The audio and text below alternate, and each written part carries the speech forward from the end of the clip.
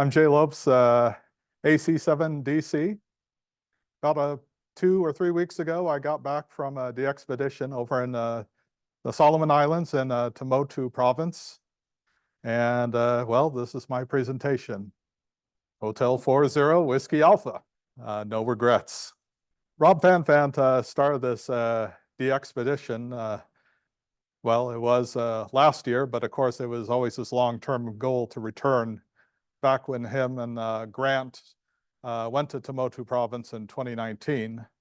And since then, Temotu has never been activated. Now, with the Solomon Islands, the normal call sign for the rest of the country is Hotel 44. But since Temotu is so far east, about 300 miles away from Honiara, the capital, that it does qualify for its own prefix. So originally the DXpedition was supposed to be in last October, but what happened was there were some problems with shipping all the equipment. It got delayed, and because of that, the original operators that were to go there were unable to come. But they did make it over to Clipperton, though. So our own member, Robin, WA7 CPA, she was at the earlier Solomon's DXpedition, Hotel 44 Whiskey Alpha. I remember she asked me if I wanted to go, and I told her I couldn't because usually the fall is my most busy time of the year with my work. That's the time when everyone wants to get their substations done, or they want to spend the money in their budgets, or else they'll lose it. I know Robin from, we both operated together about a year ago, along with Gary over at PJ2T. We had a lot of fun, and I remember she told me that she was talking about putting together a DXpedition. But I couldn't make that first one, but she did tell Rob that I was available, and Rob sent me an email, and we talked on the phone. And some of the first questions I had were about the costs of going out there. He told me that. I was all for it, but of course I have to clear it with the wife. Happy wife, happy life. And then I have to clear it with work. And just so some people know, I've been working at my present job longer than I've been married. As a matter of fact, my wife calls my work the other woman. Everyone was all for it. We'll go for lunch. And one of the things that I had to do was you go to a travel doctor. Luckily, there is a travel doctor in Pullman, Washington. And I went there and I talked to the doctor there, and she said, okay, well, you're so far away from the rest of the island. All you need to do is just take this long word that only my wife can pronounce because she is a registered nurse. And basically, this is for anti-malaria. Over in Temotu Province, there is no malaria. That's because it's so far away from the rest of the Solomons. And sometimes I think that it was the eastern edge of the world. Honiara, the capital of the Solomons, they have a very high rate of malaria. About 25% of the population has either had it or has it. So yes, I made sure I took my pills all the time. So the new crew going out for Hotel 40 Whiskey Alpha, the following operators, of course, Rob, the leader, N7QT, Bruce, he was our doctor, Kilo 3, November, Quebec, Jay, Kilo 4, Zulu, Lima, Echo, Don, N6, JRL, even though he's a 6, he actually lives over in Ohio, I believe. Scott, he comes out of Wisconsin, but he talks like a Minnesotan. Eddie 9U. And also Dave, AH6HI, and of course myself. At the last minute, Dave could not make it because of illness. So we were down to 7 operators. There we are. I'm there at the left. And then we go over, and there's Don, there's Jay, there's Rob, there's Scott, there's Bruce, and there's Paul. And because we had 2 J's on the trip, Rob came up with the idea. I was Big J and the other one was Little J. So getting there is half the battle. So there's a picture of the flight that I took from LAX and to Fiji. I can say this, a lot of interesting things happen on flights. When I was sitting there, one guy got out of the bathroom and he suddenly collapsed right in front of me.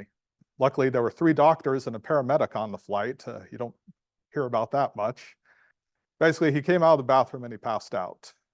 He was fine. He did have a big bruise on his face because he fell on his side. And of course, his wife was hysterical. You would have thought that what happened to her, not him. But we made it there. And then from Fiji, we made it over to Honiara. Of course, believe it or not, the only Burger King in Fiji is at the airport at Fiji, and one of our guys made it a point to visit there. So we made it to Honiara. We touched down. That's the capital of the Solomons. Taking a picture here. This is looking at the photo. This is Don, Lil J, and one of the other members of the team coming off the flight. And the first thing that gets you is, of course, the heat and humidity.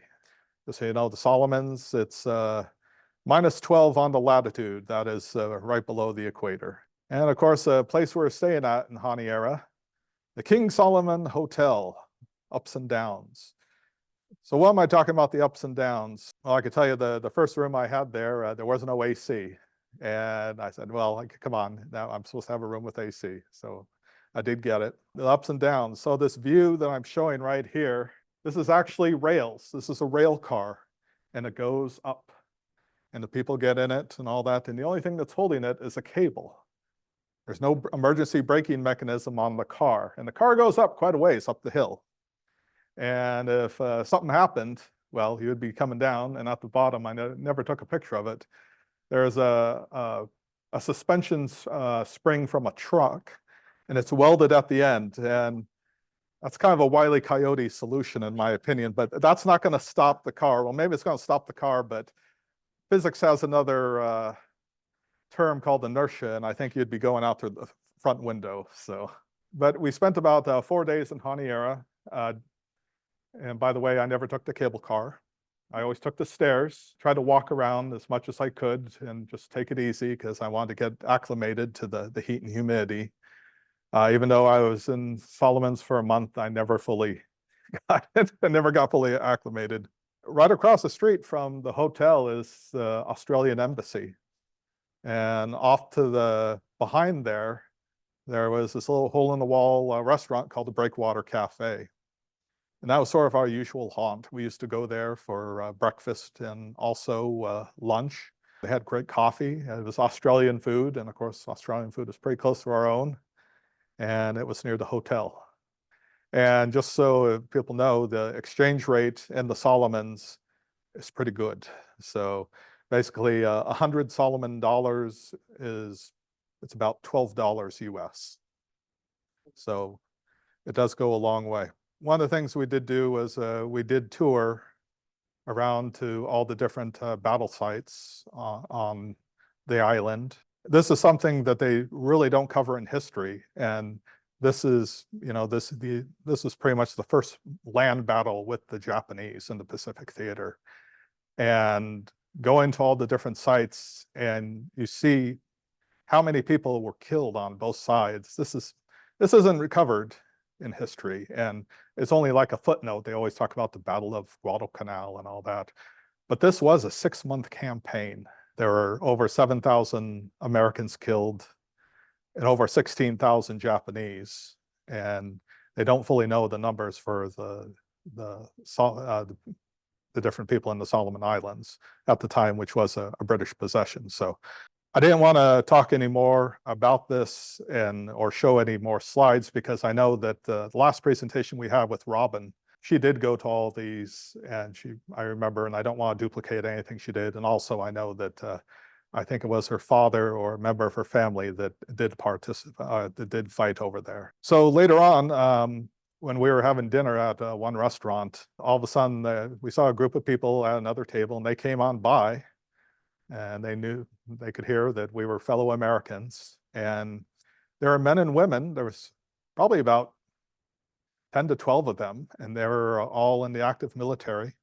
And they were there to find the remains of all the soldiers at all the different sites, not only on the land, but also around the sea or all the places in between the islands where there are some naval wreckage. A few of them were divers, and it was pretty eye-opening that there are some of I think two of those, the ones that are standing on the left, the two on the left there that were Army, and then the guy on the right, he was a Marine, and talking to Little J. Little J, we had two Marines on our expedition, and Jay was one of them along with Don.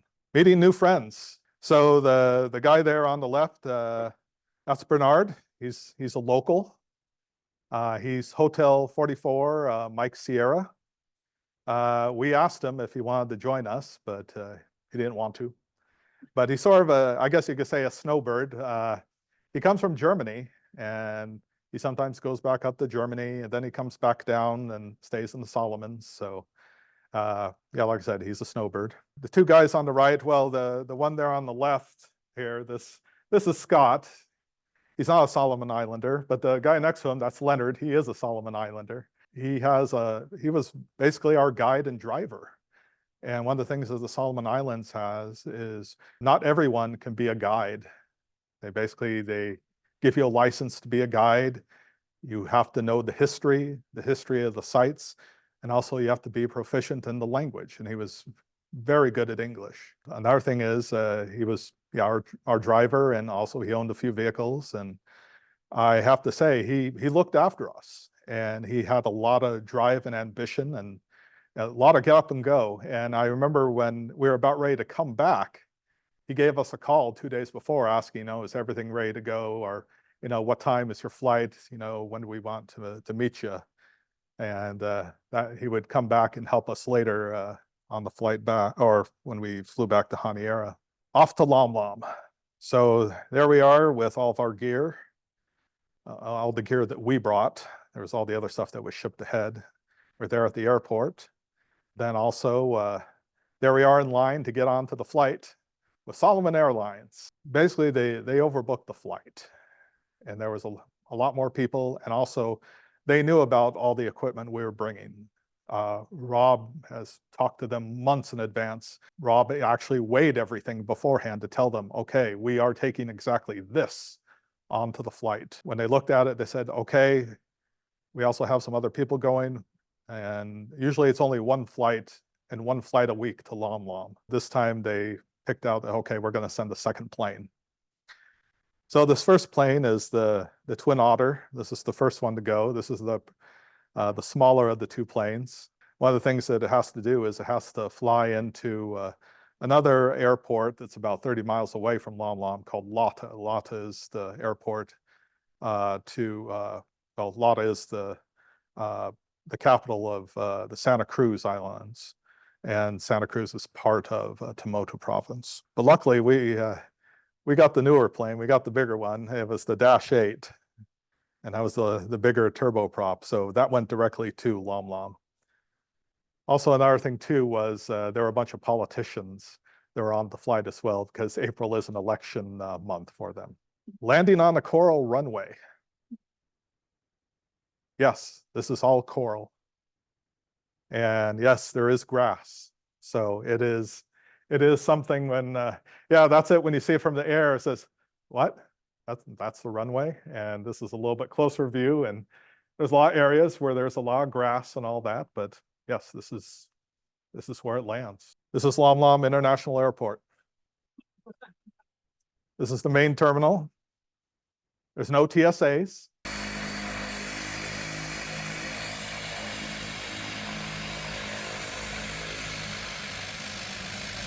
You can see the numbers of the plane, H40WA.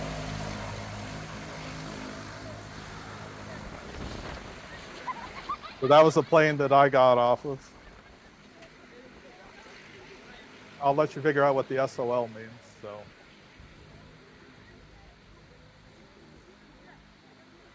But it does take off and land, like I said, every Thursday. So like I said, there was a Thursday is Saturday at Lom Lom. There's one flight a week on Thursdays. There's not much to do on the island, so when the plane comes in, people come in, they set up the market, and everyone comes out to watch the planes. And believe it or not, you look up into the skies, no planes go over except on Thursdays.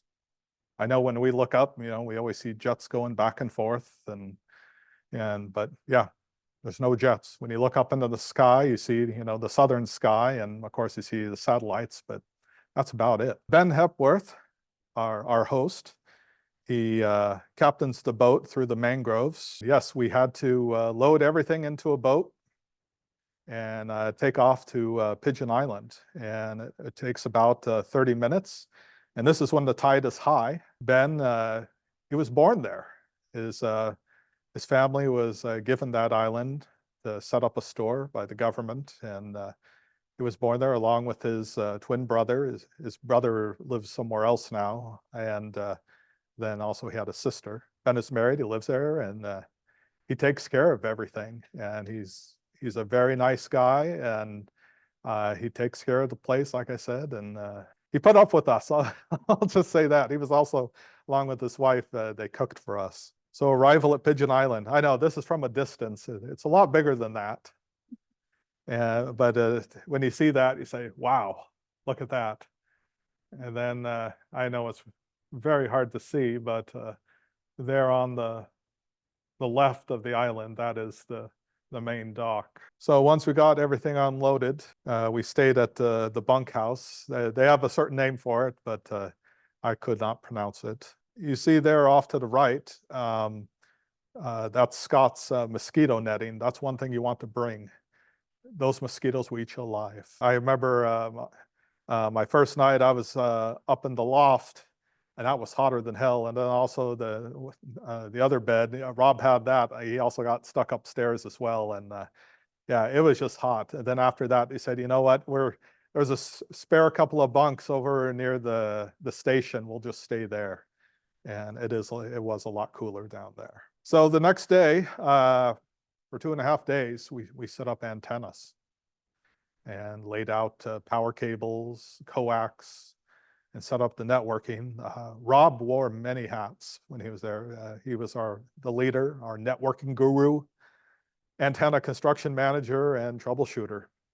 And another reason why it took a little bit longer to put up all these antennas and stuff was it was hot and humid. Even though it was 85 degrees Fahrenheit, we had 95% humidity, and it felt like 102. And when you got done, well, it didn't take long. It was about an hour. You were already soaking your clothes with sweat. So it's that hot. All antennas point north. I know some of these photos are real hard to see, but over here this is the 20-meter antenna. So this one here is the driven element, and here's the reflector. Then off here to the side is the 17-meter VDA, is a vertical dipole antenna. This is pretty much the highest point of the island, and if you go just a little bit further, that's the edge of the island, and then it's basically a 10 to 12 foot drop into the ocean. So it just shot right over the ocean, and the VDA is ideal for that kind of condition when you have any sort of salt water. It just helps. You go so much further. The gain is incredible. A little bit further on, there's the 12-meter VDA, and those are the water tanks behind. And I'll talk more about the water tanks. All the fresh water is captured from rainfall and is stored into those multiple tanks. So yes, you wonder where we get our water from? No, we don't distill it or whatever, or desalinate the ocean water. It's all from rainfall. Those same tanks have caused us problems here. Well, these are the 15 and 10-meter antennas. This is the 15. We had to end up eventually drop the reflected element there. And then this is the 10-meter, got where we dropped the reflective element. And then this is one of the concrete tanks. What was causing the problem, because once we connected up, we're saying, God, why are we seeing this SWR? It was huge. It was astronomical. And this stuff worked before. Why didn't it work again? Well, what happened was the sheet metal roof and the rebar and the concrete tanks were causing reflector problems. But as soon as we removed those reflectors, everything was fine. This is the 30 meter and 40 meter vertical antennas. This is basically all throughout their front yard. Basically, we had antennas all over the place in coax, you know, and they put up with a lot from this. So I couldn't find a video. One of our guys took a video of putting up the 160 meter vertical, or sorry, the inverted L. This gentleman here is Ben's son-in-law. Now, one thing you cannot see, how they climb up the tree.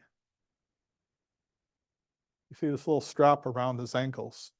What they do, they get a palm, a very long palm. They roll it up, and they tie it into the center, and they put it around their ankles. You know, like when you see, I don't know if you guys have ever seen electrical linesmen ever go up. You see them, they have a leather strap, and of course they got the boots with the cleats on it, and they climb it up. Well, basically, as opposed to using the strap on the arms, it's around their feet, and they use their hands, and they just climb up. And the rate in which he went up, it was just amazing. And there he is with the machete. We had to clear out some of the palms. He also knocked down a few coconuts. Of course, we had the coax and some of the line going up there, so that was attached to him. But yeah, that's how we were able to get on 160 meter. Okay, Hotel 40, Whiskey Alpha Power and Light Company. This is what I was responsible for. Even though it's a new generator, you know, you hope for the best, you know, but you prepare for the worst. And there isn't any hardware stores nearby, so I brought a complement of tools and gasket materials and other things, so I've worked on generators before, and small engines and large engines, so if need be, I was prepared to rebuild that generator if needed. It was refueled every 4 hours, so basically whenever a new shift came on, you had to fuel up the generator. You couldn't do it after, you did it before. And it would be refueled while the generator is running. I know people say, oh, you shouldn't be doing that, but you can do it with, we had a low electric pump, and you would have the tank there, you put the pump in there and the plastic hose in there, and that's how we used to transfer the fuel, and it worked successfully. One of the things I had to do was convert all of our cables to the Australian New Zealand plugs. We had just the US standard 120, and so I had to make it to the 230, 240 that they have. The reason why we did that was Ben does have a generator, but nowhere near the capacity to meet our demand. He had solar on his house, he has a generator, and he has batteries. But pretty much everything we had, minus the lights in our station, we ran off of that generator. Starlink, our connection to the world. This is, Rob brought this. He called up Starlink, told them, hey, we're going out to Solomons. I said, okay, if we can bring it. They said, sure. I think you guys are the only ones out there with one. So this is how we were able to do our uploads of Club Log and also our live stream. There were some problems in the beginning, but Rob solved them. One of the problems that Starlink has is that it updates every time there's a new set of satellites that pass over. Every 10 minutes, it changes the IP address. And that used to cause us problems with our logging. So we would have all the computers N1MM set up along with reporting everything to a central computer, which would pass up the logs, and it would just cause problems, and we would have to restart every few hours. So Rob found out about that. He got a wireless switch he brought along. He hooked that up. If there was ever an update, it would just between one side of that wireless switch router with the Starlink, but everything else could remain static. So that took care of the networking problems. There were some other problems with logging. I know a lot of people complained, oh, we didn't see our call sign in Club Log or live stream or whatever. Sometimes we'd have to manually upload these, or Rob always did it, I should say. Another thing that happened was the laptops we were using for the logging, they were a bit underpowered, and that did cause us some problems. But other than that, Starlink was our lifeline to the world. When it came time to rebook our flights, we were able to use that. So I also have a Starlink at home, so yes, I am kind of biased towards it. So on the air, we're finally on the air. After 2.5 days, we started operating on CW, SSB, and FT8.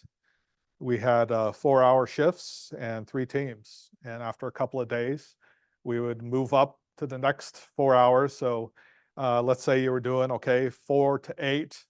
That's 4 a.m. to 8 a.m. Okay, your next shift would be 4 p.m. to 8 p.m. Like I said, every couple of days, we would shift up another 4 and all of that. That worked out. So it gave everyone time to work the different bands. The radios we had 4 K3s. We had 2 Elecraft KPA 500 amps.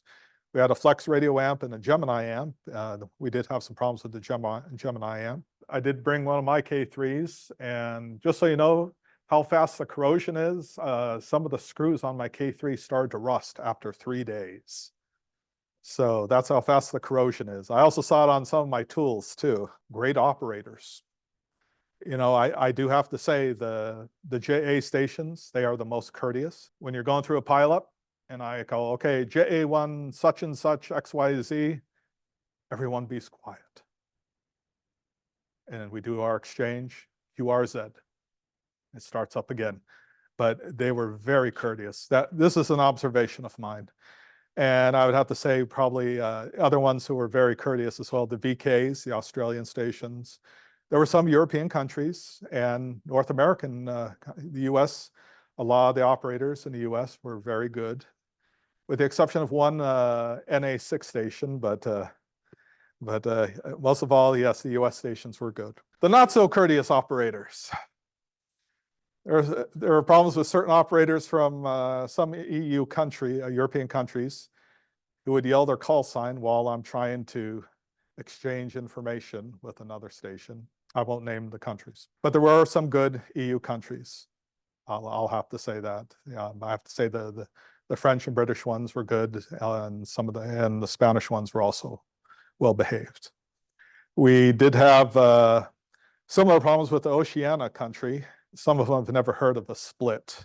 There are a lot of armchair operators. Yes, we did listen to your guys' feedback. I know some of you guys sent me emails. Hey, can you get on this band? Or we would look on DX Summit. You know, I've heard some people say, hey, you have great ears. Thanks for getting me. I'm in QRP, or, you know, and then others say, what are you, deaf? You're a slow operator. When you're trying to work a whole bunch of stations, especially ones saying India Kilo, I better not say that, yelling over me, it's a little bit hard to get that. I heard you guys. I was listening for you guys. It's funny, was the first SDXA guy I heard was actually, I was working another radio. It was in my free time, and Don, he worked Mel on phone. I heard Mel. And I don't think he heard me when I said, hey, Mel, you know. And I worked a few of you on FT8. If you take a look here on the log, there's Mel there. There's a JW. So if you guys didn't see yourselves in club log or live stream, yes, I took a picture, so it is confirmed. On SSB, I remember working Mike, STO. I remember working Joe and Woody, and JW. And also another thing too is I tried to give preferential treatment to any 7s. If I heard a 7, I would make sure, because I know how many times as 7s, people don't hear us. We always hear 1s, 2s, 3s, and 4s. They're always making the contacts. Well, yes. I tried to give us a break. And also we gave a break too to anyone from Oceania and Africa as well. We didn't hear, I think I made a contact with a few African stations, but we always made sure that if there's any VK2 or New Zealand stations and Indonesians and all that, we'd get them. Okay, what to do on the island? There isn't much to do. If there is an empty station, not on your shift, you fill the seat and you get on there. And you make sure that you use a band that they're not using. Other times, troubleshooting. Usually when we got down to our shift or people would tell us something's wrong, Rob and myself would go out and take care of any of the technical problems. And this was daily. People say, oh, the SWR is too high or whatever. You know, we check the connections and usually it's not tight or anything like that, or sometimes water gets in. The weather, it's hot and humid, but beautiful. We had to shut down 3 times for lightning. When it rains, it pours.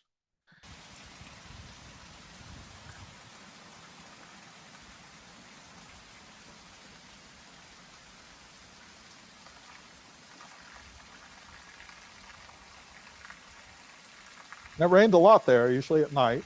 So food, breakfast was pretty simple. We'd have cereal and fruit. Lunch, we had sandwiches. We ran out of peanut butter quick, but we used to also have what's called mystery meat. It was liverwurst. And for dinner, we usually had fish, and the fish was caught locally, of course. Soul Brew, it's a local lager. We kind of grew to like it when we were on Haniera, and we were able to bring a couple of cases with us. Don here, who's from the Midwest, he's showing us how to make a shandy, mixing Soul Brew with the local bush lime drink. And usually we only had like 1 can a day of it, so we rationed it, and usually we had it with our dinner. QRT, it was getting close time for us to leave. We made over 60,000 contacts. We had only 4% dupes, which is pretty good. Yes, we did get a lot of people who would call us because they didn't see it on the live stream. They would do an insurance QSO, and usually we would tell you it's a dupe. We wouldn't enter it. Made over 20,000 CW contacts, over 7,000 phone contacts. That was basically my specialty. I mainly did phone. I did some FT8 on the side. And of course, 32,000 FT8 contacts. One thing, so I can become a better operator, I'm going to be going to CW Academy to get my speed up, because really I only do about 10 words per minute, and that sucks. And you need to do a little bit over if you're doing a DXpedition, I can tell you that. Of course, we had one guy who was a powerhouse, Scott. He'd be trying to do like at 40 words per minute. It was just, come on, throttle down here. You know, not everyone, this isn't a contest, you know. Originally, it was supposed to be 3 weeks, but we'll get to that part here soon. So we had 2 days to pack before the flight. Then bought the generator from us to use on the island. He has a smaller generator, and this one will basically double his capacity. And like I said, Ben and his family did a lot for us. You know, they did our laundry, they made sure we were fed. Anything we asked for, he would get us. You know, he was a perfect gentleman. So there was an island tour since we were nearby, and one picture I forgot to show you guys is when the tide is low, you could walk across to the next island. There was a trip here to a nearby village. They mainly subsist mainly on fishing. Education is free only to the 6th grade. These people don't make that much. The average Solomon Islander probably makes about $4,000 a year, and it's even less out here in Temotu Province. One of the ideas that Rob had, you see this kid, he has this football, and it was pretty beat up. And so we all chipped in, and we got him some real footballs and or soccer balls and some pumps. One funny thing that happened the day before the tour, this guy came up to us and he said, "Oh, you've been flying your drones over our village. You must pay us $20,000." And so we told him, we don't have any drones. So he left after that. It's funny, during this tour, the guy saw him, and then he saw our guys, and then he went and hid behind the building. So your flight is canceled. They were going to fly us back on the Dash 8. Dash 8 can't fly in rain. Or sorry, not the Dash 8, the Twin Otter. They sent out the Twin Otter. The Twin Otter cannot fly in rain, and they canceled it. And they said, okay, well, we're going to send you the second backup flight, and it'll be on Sunday. We'll send the Dash 8. So we went out, it was low tide. We took a boat ride to one island. Then we took a truck to this one village that's across from Lom Lom. We had to carry our stuff and go across this lagoon. What happened was crossing this lagoon or getting in the pickup, one of our guys skinned his shin. And when he walked across the lagoon in this brackish water, he got an infection. What happened was during that time, they canceled. So we had to go back and spend another week back at Pigeon Island. And during that time, like I said, our guy had an infection. Luckily, Bruce, our doctor, he had some antibiotics and we were able to control it. Now, one other thing I should probably take a step back here is besides getting the anti-malaria pills, you also want to get insurance, travel insurance. So you get the Divers Action Network insurance. And you pay only $100, but it'll cover up to $100,000 if you need to be evacuated or whatever. So if you ever go on one of these or go outside of the US, get it. So after 1 week, we didn't get on the air because we had everything packed up. Solomon Airlines sends us the Dash 8. One thing that happened that was originally supposed to be sent on the flight was there was a local villager who she was on Honiara and she was giving birth and she passed away. The child survived, but they wanted to bring back her body. Also, another thing, it was brought back here on this flight. It was also an election year. So once again, some politicians wanted to go back, some politicians wanted to come so they can go and canvass for their votes. And off we go. We cheered after we took off. It's okay, are all three wheels off? Okay. And we were saying hurrah. After an hour, we passed over Temotu volcano. This is something we could see at the distance from Pigeon Island. And an hour later, it erupted. So it's like, oh yeah, I said, boy, you guys are really bad luck. Lucky 7 and more like 13. And then from Honiara, we had a short time when we got there we all grabbed the flight to Fiji. Some guys were able to go from Fiji to LAX and then to home. Rob and I, we ended up going from Fiji to Australia to Hawaii, then to Seattle. We had to change flights a couple of times, but I got to go to Australia and spend a day in Sydney, and always wanted to go there. I'll probably go back. It's a great town. Here's the coconut with all of our call signs. And also another thing too is I would like to thank Rob for inviting me to part of the DXpedition.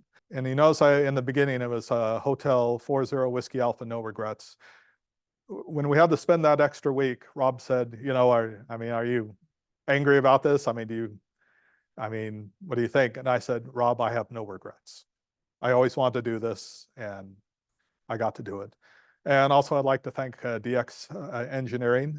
They sponsored us. They gave us a lot of equipment, a lot of money, and and I know they sponsor us a lot for our own Pacific Northwest DX convention. They don't have to do it. Especially when times are tough with the economy, they still support hams. So I would like to thank them.